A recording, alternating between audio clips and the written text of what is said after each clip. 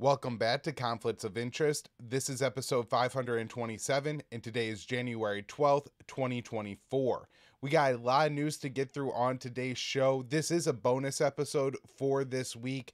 I wasn't sure if I was going to put one out. I had a lot of news to cover anyway, so I was really considering it. But of course, then Biden bombed Yemen, and so now I really wasn't left a choice. I had to come on and do a show today. So I will give you all the latest updates, what we know about the bombing in Yemen, how this could escalate, some news on Israel, and then a few really important stories on Ukraine that I wrote up this week that haven't gotten a lot of attention just because there's so much other stuff going on. Oh, and I have a little bit of debate breakdown from Haley and DeSantis. So lots of stuff on today's episode. Share the show, YouTube, Rumble, and Odysee for the video version of the show. It's up anywhere you can listen to podcasts, and you can follow me on Twitter at @KyleAnzalone_. Also want to mention this week that I think I've written about 9 or 10 articles now, but I have also appeared on 4 different podcasts other than my own. So you got 4 episodes of Conflicts of Interest this week. I was also on Judge Napolitano's show, Judging Freedom. I was a guest on Thursday.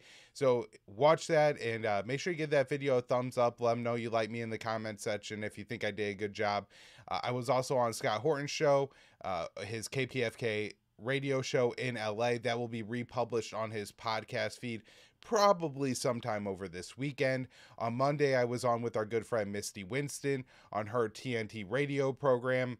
We discussed a wide range of issues, including some of the developments that are happening in Korea, which is very important. So head on over to the TNT feed. They have podcast feeds. You can find Misty's full show from back in the week and listen to my appearance there. And I was also on with Punk Rock Libertarian. So a lot of different stuff. And of course, you know, the Punk Rock Libertarian show is a little bit more relaxed. So if you want to see something a little bit more fun, I recommend checking that out. And with that, let's get into the news today.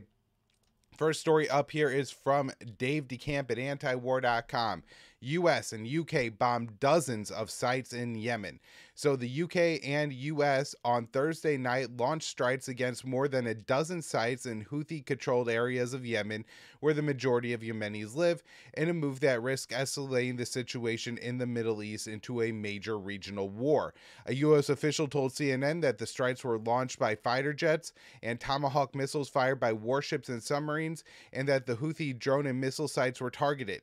Yemeni media reported several strikes in several cities, including the capital of Sana'a and the Red Sea port city of Hodeidah. I also read that there were strikes in Sana'a, which is a city in northern Yemen, which, you know, Sana'a is the capital of Yemen, but for the Houthis and the Zaidi Shia, that make up the backbone of the Yemeni ruling class now, they are, a lot of them, from Sana'a. So I'm sure that's important as well. President Biden said in a statement that the strikes received support from Australia, Canada, the Netherlands, and Bahrain. He claimed that the U.S. and Britain successfully conducted strikes against a number of targets in Yemen used by Houthi rebels to endanger freedom of navigation. The bombing of Yemen came in response to Houthi attacks on Israeli-linked shipping in the Red Sea that started in protest of the U.S.-backed Israeli onslaught in Gaza. The Houthis, officially known as Ansar Allah, have vowed not to back down in the face of the U.S. military and said their attacks in the Red Sea will only stop once Israel ends its slaughter in Gaza. Ahead of the U.S. and British strikes on Yemen, the Houthi leader, Malik al-Houthi, vowed a strong response. He said, "Any American attack will not remain without a response. The response will be greater than the attack that was carried out with 20 drones and a number of missiles." So far, there have been no reports on the number of casualties caused by the U.S. and British strikes. The U.S. and its allies have a history of killing civilians in Yemen, as the UN estimates from 2021 that about 377,000 people were killed by the U.S. and Saudi war against the Houthis that started in 2015. More than half died of starvation and disease caused by the blockade and the coalition's brutal bombing campaign. The strikes risk shattering a fragile truce between the Houthis and the Saudi-led coalition that's held since April 2022, although the Saudis have distanced themselves from the U.S. anti-Houthi activity in the Red Sea. Some members of Congress have criticized President Biden for launching strikes in Yemen without congressional authorization. This was Representative Ro Khanna on Twitter, and he said, and he's a Democrat, by the way, and a fairly prominent one. The president needs to come to Congress before launching a strike against the Houthis in Yemen and involving the U.S. in another Middle East conflict. This is at Article 1 of the Constitution. So, a lot of really important developments there. Just a couple additional things that, I want to add some of my analysis and things like that. I do think that the Houthis will respond here. I don't think that the U.S. probably scored a knockout blow. If you look at the U.S. bat Saudi Arabia, and Saudi Arabia was using a lot of U.S. equipment, U.S. bombs, U.S. warplanes, and things like that to conduct its 8-year bombing campaign of Yemen. And the Houthis were able to, hide their missiles and disguise missile launch sites and things like that when the Saudis were using U.S. intelligence. Now, the U.S. and U.K. may be using some more advanced systems and things like that than the U.S. was helping Saudi Arabia with or something like that. So the capabilities may be slightly more advanced here than what Saudi Arabia was using, and maybe there's a little bit more of execution expertise when it's being actually conducted by the Americans and the Brits versus being conducted actually, at the discretion of the Saudis and the Emirates. But at the same time, certainly, again, hiding missile sites and things like that I'm sure are things that the Houthis are very proficient at. And, especially northern Yemen, it's a very mountainous area. And so it's probably very hard to locate all those sites and take them out. Also, the Houthi, launch sites, and this is the case really across the Middle East, that a lot of the weapons that these, groups like the Houthis or the Shia militia use are very mobile. And so it's not that you can, take out their missile positions and then claim that you're done with it. They're just going to, roll out new trucks and have new members of the Houthis go out and attack. And, even a significant number of the Houthis who are killed, again, we have seen through the war that Saudi Arabia and the U.S. conducted against the Houthis that high casualty numbers are not something that are going to cause them to back down or to change their position. They're willing to absorb high casualties. This is pretty clear. So it doesn't seem to me that what the U.S. and the U.K. did here will really achieve anything other than setting off the Houthis. I don't think it's going to help commercial shipping go through the Red Sea. My guess is that if anything, the Houthis will expand their prohibition on ships entering the Red Sea to include any ships either going to the U.S. or Britain or any links with the U.S. or Britain. And of course, when you talk about something that wide, that probably means just about all ships that aren't directly connected with Iran, Russia, China, or something like that will be the only ships allowed through the Red Sea. And so it seems like a huge blunder on Biden's part to go ahead with these strikes. I think it is going to help the Houthis in the long run in their bid to get international legitimacy.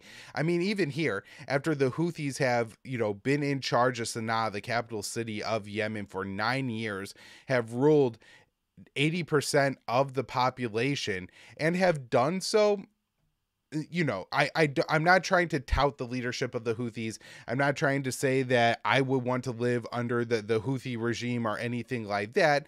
However, they have been a fairly successful government, for having a extremely limited amount of resources. It's not like they've had massive riots in the streets against them. When there was one uprising against them by the former leader of Yemen, the former president, Ali Abdullah Saleh, who tried to, basically betray the Houthis, stabbed them in the back and align with Saudi Arabia. When that happened, they quickly dealt with the Saleh threat. He was disposed of. But then they, held massive celebrations for Saleh and really tried, I think, to bring the country together, even after they killed him. And so there's that aspect of it. And of course, there is a lot of solidarity between the Houthi and the Palestinians, throughout the 8-year war in Yemen. And for I would say the first like 5 years or so of myself hosting a podcast, really maybe even up until the war in Ukraine, Yemen was, if not the most central, along with Syria, probably in Afghanistan, the most talked about country on the show. And a lot of that reason is there was just daily strides happening in Yemen. The U.S. and Saudi Arabia were conducting a lot of really aggressive operations against that country. But with that, watching what was happening in Yemen every day, I noticed there was a lot of, rallies on behalf of the Palestinians and things like that. And I think the fact that, particularly with the people of Gaza, the fact that, they were both kind of blocked off from the rest of the world, the people in northern Yemen and the people of Gaza, they're both Muslim groups. They're hated by, kind of the evil axis, the way they see it. And so a lot of solidarity between the Palestinians and the Yemenis. So I don't think that this is going to cause Yemen to crack. I think they have a lot to gain from continuing their resilience here. And even if and again, I don't think the US or UK would be able to, but it certainly would be unwilling to go any further than Saudi Arabia went in their destruction of Yemen. And if Saudi Arabia couldn't get the Houthis to bend a knee, what chance does the US and UK have? So this is a massive escalation, a massive problem with no resolution. And there's a lot more. This morning I was kind of scrolling through Twitter, and I think I'll try to put together maybe a list or something for y'all on Monday's show of all the representatives that have come out against this. But there were quite a few Democrats who said, Rashid Tlaib was another one I saw. Rashid Tlaib said that this was clearly against the Constitution. And so these things are good to see. Of course, Thomas Massie is good on it, but, there's never any question about that. He's going to speak his mind no matter who is the president. And, the real celebration that I've seen has come through the mainstream media. I saw, I think Aaron Barnett on CNN called it fantastic. Just absolutely disgusting comments like that. All right, speaking of disgusting, DeSantis doesn't oppose Israel's ethnic cleansing of Gaza. So I did a little breakdown of the GOP debate, which was just Haley and DeSantis. I couldn't watch the whole thing. So I just, got a transcript, look for all the Yemen, Gaza, Palestine comments, and, just watch those little timestamps of the debate. So during the latest GOP debate, Governors Nikki Haley and Ron DeSantis argued which candidate would give more support to Israel. DeSantis pledged to support Israel even if it conducts an ethnic cleansing in Gaza. Haley says she has a record of fighting for Tel Aviv. Moderator Jay Tapper asked the Florida governor, some Israeli cabinet officials are pushing for mass removal of Palestinians from Gaza. Governor Haley told CNN last week she does not oppose that. Do you? Now, I gotta say here, it seems far more appropriate for CNN to be asking this question of the White House that is actively endorsing and supporting the Israeli government that is carrying out the mass expulsion and mass removal of Palestinians from Gaza. But it's good that I asked the question, I guess. So the first response from DeSantis when asked was, we've got to support Israel in word and deed, in public and in private, and they've got to be able to finish the job. I think to be a good ally, you bat them in the decisions that they make with respect to Gaza. But for us to be sitting in Washington second guessing them, I don't think that is the right way. So didn't actually say explicitly one way or the other if he support the mass expulsion. And so Tapper asked DeSantis for clarity, and he explained further. He said, as president, I am not going to tell them to do that. I think there is a lot of issues with that. But if they make that calculation to divert a second Holocaust, I think that some of these Palestinian Arabs, Saudi Arabia should take some, Egypt should take some. And so, he really just went on to endorse it. It's quite wild. And of course, he's endorsing a genocide while saying we need to avert a second Holocaust, saying we need to avert a genocide. So, just the propaganda around this. And I'm guessing what Ron DeSantis actually believes here is just really disturbing. So the Florida governor attempted to contrast himself with the former South Carolina governor on Israel policy. He says he does not support the creation of a Palestinian state, unlike Haley. This is DeSantis. We also have a disagreement, Governor Haley and I. When she was at the UN, she supported the idea of a two-state solution between Israel and the Palestinian Arabs. The problem with that is the Palestinian Arabs don't recognize Israel's right to exist as a Jewish state. So doing a two-state solution doesn't create something that's going to lead to a lasting peace. It creates a stepping stone for Israel's destruction. So under no circumstances, as president, am I going to pressure Israel to risk their security to do a so-called two-state solution. Now, I think there's some real honesty here, although it's a very cruel honesty. And of course, Jay Tapper should have followed up and said, well, DeSantis, we have millions of Palestinians that are living in Gaza and living in the West Bank under Israeli military occupation. So, what is the long-term plan with these people if we're not going to have a two-state solution, if there's just a one state? Does Israel have to, if you want to tout Israel as a democracy and as the shining example of enlightenment in the Middle East, does Israel then have to absorb those Palestinians and give them rights in order to maintain themselves as a democracy? But of course, Jay Tapper doesn't think that much. So when asked about Israel, Haley endorsed Israel's current policies. She said, right now we need to make sure that Israel has the support that it needs. She explained there should be three things: give Israel what it wants to get the job done, 2, eliminate Hamas once and for all, and 3, do whatever it takes to bring the hostages home. Of course, all three of these things, contradict with each other and with her statement that she doesn't want the ethnic cleansing of Gaza. If you give Israel everything it wants, they're going to ethnically cleanse Gaza. If you tell Israel that they could eliminate all of Hamas, they're going to ethnically cleanse Gaza. Hamas is a movement. It's the kind of the tip of the resistance movement in Palestine. It's the military aspect of that. And so if you are killing tens of thousands, almost now 10,000 Palestinian children, but tens of thousands of Palestinians overall, you're going to drive people to take up arms against you and end up with more Hamas, not less. Or just, military resistance to Israel. And, her statement about bringing the hostages home is just ridiculous. Israel isn't trying to do that. They're assassinating the people who are trying to negotiate with them for the hostage release. Haley said she fought for Israel every day when she was U.S. ambassador to the UN. She went on to attack DeSantis for his relationship with Thomas Massie. She said, it's really rich that Ron's going to act like he suddenly cares for Israel when he brought Massie to Iowa. That's the most anti-Israel Republican in the state.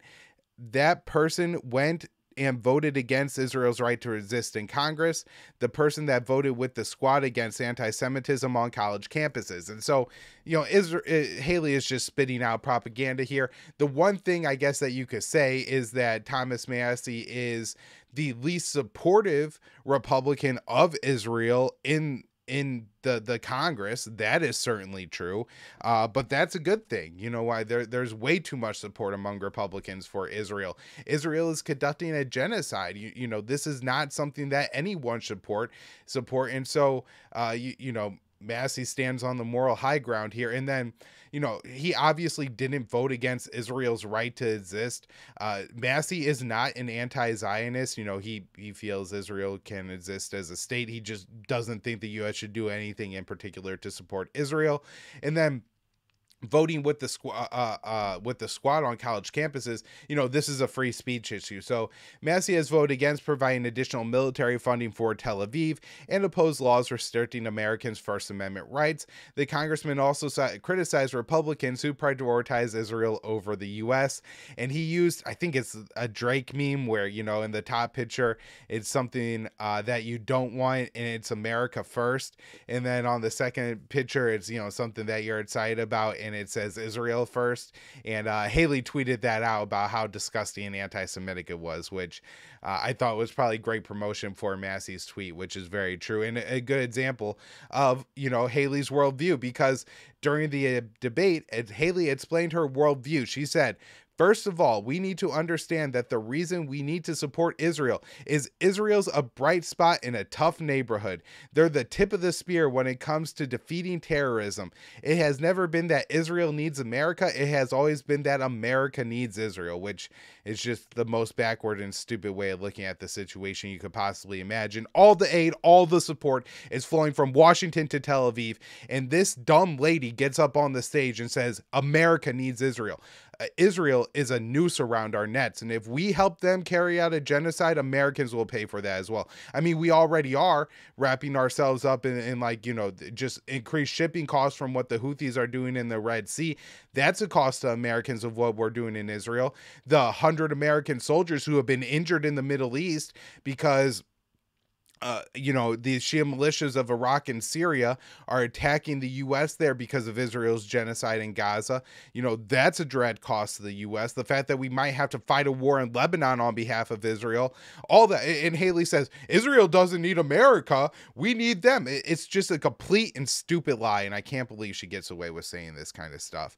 On top of that, you know, the shining bright spot in the Middle East or whatever crap she wants to say, several Israeli and international human rights groups have concluded that Israel is an apartheid state. The Israelis subject millions of Palestinians to brutal military occupation. Defense Minister Yoav Gallant called the Palestinians that live in Gaza animals. DeSantis also attacked President Biden during the debate, claiming the White House had not done enough to support Israel. So we got to support Israel. In word and deed, in public and private, they must be able to finish the job. Joe Biden is kneecapping them. He'll say one thing, then goes and his base doesn't like Israel, so he got to do all these things. This is a time to recognize that they suffered the most murder of Jews since the Holocaust. Hamas wants a second Holocaust. They want to annihilate the state of Israel, which, you know, there's certainly a lot of tensions between Hamas and Israel, and the situation now after 3 months of brutal war is going to be different than it was on October 6th. But in the past, you know, Hamas has said that they're willing to recognize Israel's right to exist. I think Israel then said, recognize our right to exist as a Jewish state, and Hamas said no, which would make sense as 20% of the Israeli population is Arab, and so calling it a right to resist as a Jewish state is kind of problematic and selling out those people. So it's not that every Palestinian just wants to go out and kill every Israeli like the American politicians, particularly the Republicans, like to claim. And of course, Biden has given Israel all the support he wants. He's only asked them, you know, minorly, and we'll get into the request that the White House has made of Israel here. And Israel has ignored them and still gotten all their assistance. So let's talk about what the U.S. is asking for from Israel. And I wrote here a summary of Blinken's trip to the Middle East. So Finance Minister says Israel will ignore Blinken's request in X post. So after Secretary of State Antony Blinken traveled to Israel for high-level meetings, the Israeli Finance Minister Bezalel Smotrich rejected some of the top Americans' requests. Blinken asked Israel to scale down military operations in Gaza, allow Palestinians to return to the Strip, and release Palestinian tax revenue. On Tuesday, Blinken told members of the Israeli government that Washington expects Tel Aviv to release Palestinian tax money that is being withheld. The White House is asking Tel Aviv to transfer the funds it collects on behalf of the Palestinian authorities to Norway to hold for Ramallah. Later that day, Smotrich rejected Blinken's demand in an X post. He said, American Secretary of State Blinken welcomed to Israel. We greatly appreciate U.S. support for Israel, but as far as our existence in our country is concerned, we will always act accordingly with Israel's interests, and we will not continue to fight with all of our might to destroy Hamas. We will not transfer a shekel to the Palestinian Authority that will go to the families of the Nazis in Gaza. Which, of course, you know, the Palestinian Authority is a rival Palestinian faction to Hamas in Gaza. The money is going toward the Norwegians, not even to the Palestinian Authority. And of course, you know, for Biden, I think this is really important. And it kind of has to go with his view of what is supposed to happen here. So the White House would like for, after Israel finishes eliminating Hamas, which we all know is not going to happen. But they say that once they eliminate Hamas, then the end of the war will happen. So the Biden administration says, well, when that happens, the Palestinian Authority should take over, and then you should work to a two-state solution. The Tel Aviv absolutely does not want that. Netanyahu does not want a Palestinian state. He does not want the Palestinian Authority to have any role in Gaza post Hamas. And so they're not going to allow that. But withholding the tax money from the Palestinian Authority could cause its collapse and will certainly weaken it and put it not in a position to be able to rule Gaza.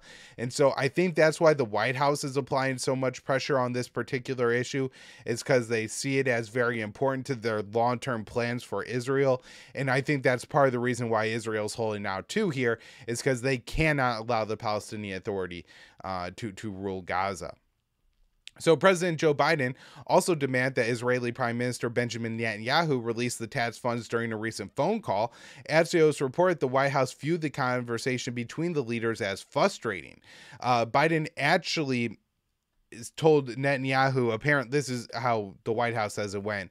Biden said to Netanyahu that you had to resolve this issue, and then hung up the phone. So after Biden issued the request, Smotrich rejected the idea.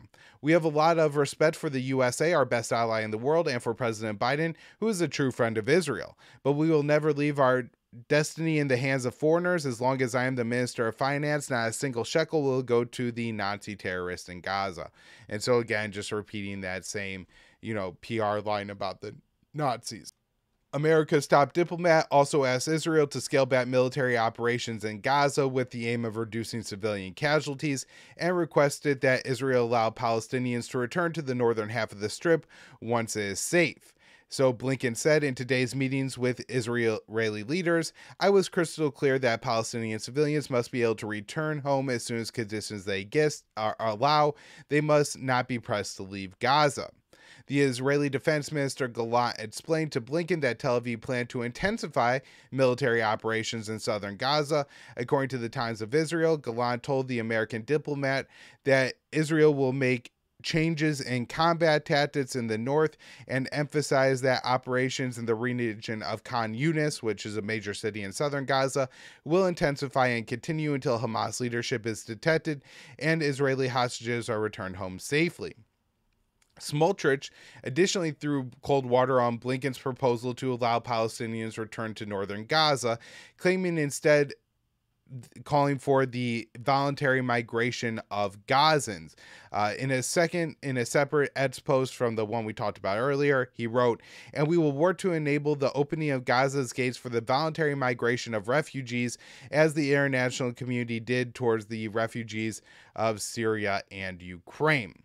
So Israeli officials have promoted the idea of voluntary resettlement of Palestinians. Tel Aviv is reported to be in negotiations with the Congo, Chad, and Rwanda about accepting Palestinian refugees from Gaza. While Tel Aviv says the policy is voluntary migration, the reality is Israel is making Gaza uninhabitable, leaving the Palestinians little choice but to leave. About 85% of Palestinians in Gaza have been displaced since the war began. Israel is preventing aid from entering the besieged enclave. The Israeli policy has created horrific conditions on the ground in Gaza, with widespread disease and starvation. The Israeli campaign is targeting hospitals in Gaza and has led to Palestinians dying of preventable injuries. We also have more genocidal statements from Israeli politicians. This from Dave DeCamp at antiwar.com. A member of the Israeli Knesset had doubled down on comments he made in November when he called to burn Gaza now, and is now claiming that there are no innocents in areas where the Israeli military ordered evacuations. So this is member of Knesset Nassam Vaturi, and he is a member of the Likud party. He said, I'm not saying this. This is a quote from an Israeli member of the Knesset. I stand behind what I said. It is better to burn, to take down buildings, than that our soldiers should be harmed. I said to burn Gaza. What does it mean to burn? To go in and rip them apart. There should be no thoughts, no considerations. The soldiers of the IDF should not think for 1 second and be hurt because we need to be humane. So, I mean, that's an incredibly disturbing thing to even read on the show. He went on to say, "We evacuated them all. We successfully evacuated almost 2 million in an organized fashion, and now there are 100,000 left. I don't think that there are any innocents there now.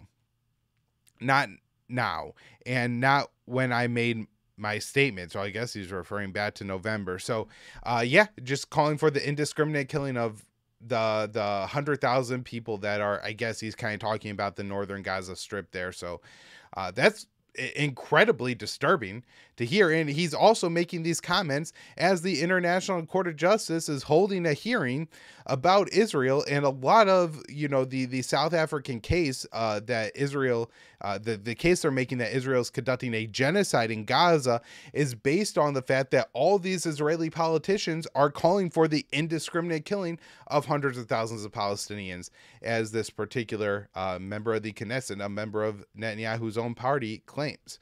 So Netanyahu claims he has no intention of displacing Gazans Palestinians in Gaza. This again from Dave DeCamp. So Israeli Prime Minister Netanyahu said on Wednesday that Israel doesn't plan to expel Palestinians from Gaza or permanently occupy the territory, a shift from rhetoric that comes a day before the International Court of Justice holds its first hearing on South Africa's genocide case against Israel. Netanyahu said, "I want to make a few points absolutely clear. Israel has no intention of permanently occupying Gaza or displacing the civilian population." The video was posted on social media where he was speaking in English. And so I think it's pretty clear that the message here is to the White House. The White House is concerned about the calls for genocide coming from the Israeli government. I think Netanyahu is lying about what he is saying here, and he's telling the truth, saying that we're looking for countries to absorb the Palestinians, which would certainly be a plan to resettle them. All right, so next up here, this is a good summary by Dave DeCamp on what happened during the first day at South Africa presents genocide case against Israel at the International Court of Justice, the ICJ.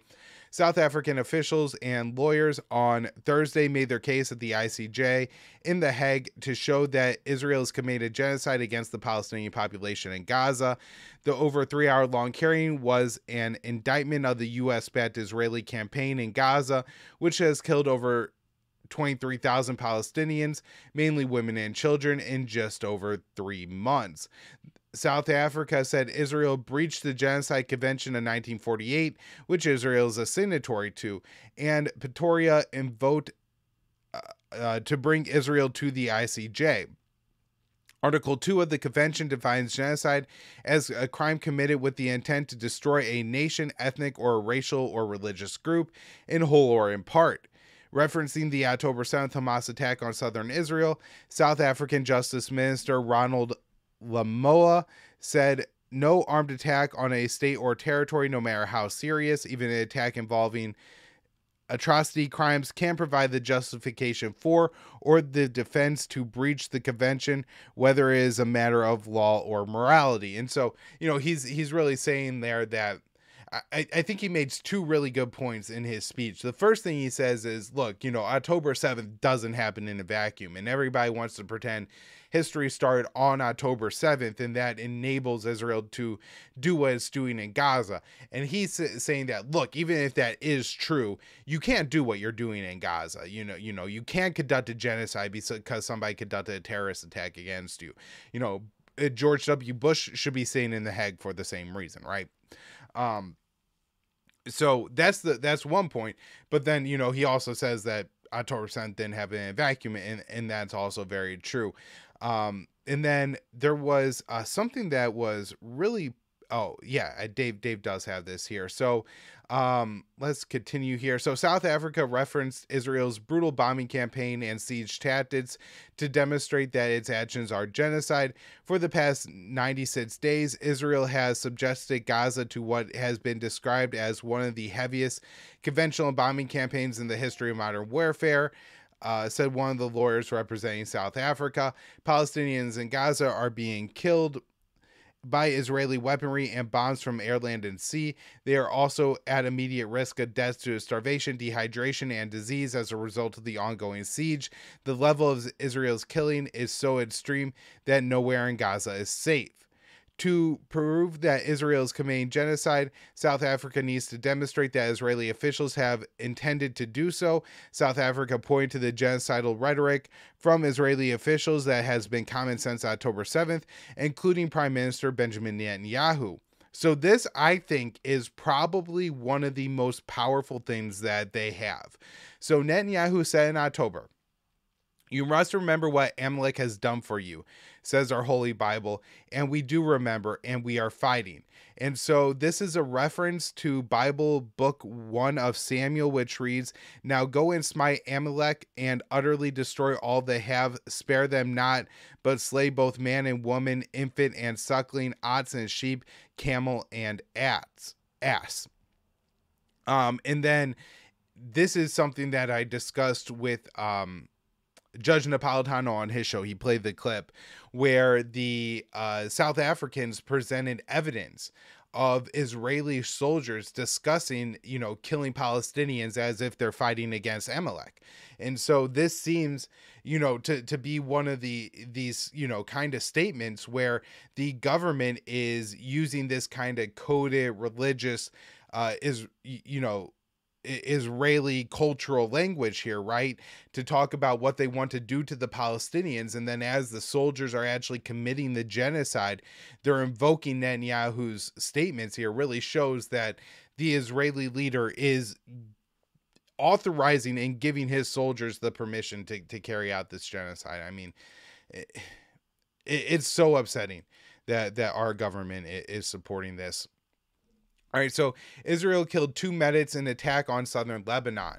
Israeli military strikes in southern Lebanon continued on Thursday, with reports that a flurry of strikes in Hanan struck a first aid clinic, killing 2 medics who were within the structure. The Lebanese health ministry confirmed and condemned the strike, adding that the Israelis also hit an ambulance. Hezbollah confirmed the incident in a statement through affiliated media outlets, saying it was a blatant attack which killed 2 and wounded a non-specific number of others within the Islamic Health Society Center. Others in Hezbollah said they were responding with missile fire into northern Israel. The official Israeli statement on the matter appears to confirm the attack, although it called the target struck terrorist infrastructure. The statement added that a number of other areas in Lebanese territory were struck. And so a couple, I think, really important points to make here. One, in Gaza, we have seen Israel refer to medical facilities as terrorist infrastructure, destroy them, and then later on it turns out that that's not the case. And so it could just be that they're targeting medical infrastructure here. We have also seen paramedics already get wounded in southern Lebanon as, ambulances attempt to go to scenes of airstrikes on cars and things like that. The Israeli government has carried out airstrikes to try to prevent the ambulances from reaching the cars to provide medical attention, to save the lives of the people who were hit in the strikes. And so not only is that a really cruel and disturbing thing to do, but also really opens up to the chances that you are going to kill medical staff. And so it could be that this was unintentional. It could just be that it was intentional, that Israel was worried that they were going to treat a Hezbollah fighter or something at this clinic. And so they just decided to blow it up and kill the medics inside. All right, next up here, Iran seizes tanker in retaliation for the U.S. stealing its oil. So Iran seized an American tanker in the Gulf of Oman on Thursday in retaliation for the U.S. previously seizing the same tanker and stealing a shipment of Iranian oil that it was carrying. In April of 2023, the U.S. forced the tanker, formerly known as the Suez Rajan, to sail to Texas when it was carrying 800,000 barrels of Iranian oil, using the pretext of sanctions enforcement. That ship sat off the coast of Texas for months, as Iran was warning of retaliation if it was discharged from American and American companies did not want to be involved in the process. But the oil, worth approximately $56 million, was eventually transferred to another tanker in August of 2023. Iran's Fars News Agency reported on Thursday that following the violation of the Suez Region in April and the theft of Iranian oil by the United States, the oil tanker was renamed the St. Nicholas, was seized in retaliation this morning by court order and approved by the Ports and Shipping Organization of the Strategic Navy of the Islamic Republic of Iran Army and transferred to the Iranian ports. So it sounds almost unbelievable that it's the same ship that was seized on one and then renamed and seized back by Iran. It'll be interesting to see how this unfolds. I'm sure Houthis in the U.S. are going to call for strikes on Iran, especially now that we just had those strikes on Yemen. I haven't seen a whole lot of political response in the U.S. to this yet, so I think the political response will probably drive the White House to act if the White House decides to act.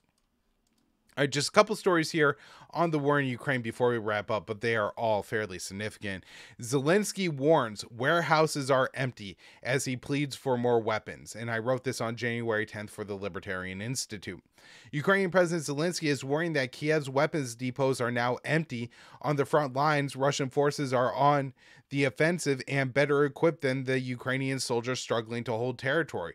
The Wall Street Journal reports that Moscow soldiers are out firing the opposing army, and Kiev's troops are using drones in an attempt to hold off the advance. In Lithuania, Zelensky requested ammunition and air defenses, claiming the delays benefited Russia. We lack modern air defense systems badly, he said on Wednesday, noting that they are what we need the most. The Ukrainian leader added, warehouses are empty, and there are many challenges to world defense. Sometimes the insecurity of partners regarding the financial and military aid to Ukraine only increases Russia's courage and strength. He said, Putin won't finish this war until we are all finished with him together. Lithuania, Latvia, Estonia, and Moldova may be next. Along with air defenses, Ukrainians need artillery shells and manpower. This is a quote from the Wall Street Journal. With artillery shells running low, Ukrainian troops on the front lines are improvising and using explosive drones to try to hold the Russians back. Ukrainian forces are running short on ammunition, money, and manpower. Many brigades are depleted from the summer counteroffensive, which failed to make a significant breakthrough. Kiev is relying on drones because they are cheaper to produce and can be equipped with explosives by frontline soldiers. However, the drones lack range, speed, and explosive power. The small explosives are less effective against concrete walls and armor. While drones are more accessible than shells, the soldiers' supply is restricted by Kiev anyways. One platoon reported only having 20 drones and needing special permission to target the same thing twice. Additionally, Ukrainian troops said there was a shortage of manpower and their platoon was only half the size it should be. Ukrainian forces report only being able to return fire for about 1 of every 3 Russian shells fired. The Joe Biden administration, Ukraine's largest backer, is out of funds to arm Ukraine. The White House has placed the next aid package for Ukraine in a bill with aid for Taipei, Tel Aviv, and border security. Republicans have stonewalled the legislation over demands that Biden agreed to changes in immigration laws and enforcement policies. It is unclear if the deadlock will be resolved anytime soon. And I've pointed this out too on the show in the past, that there's kind of a two-pronged issue here for the Ukrainians. Prong number one, of course, is the lack of funding in the United States, which I do think Congress is going to pass another massive aid bill. There's widespread support for Ukraine in the Congress still.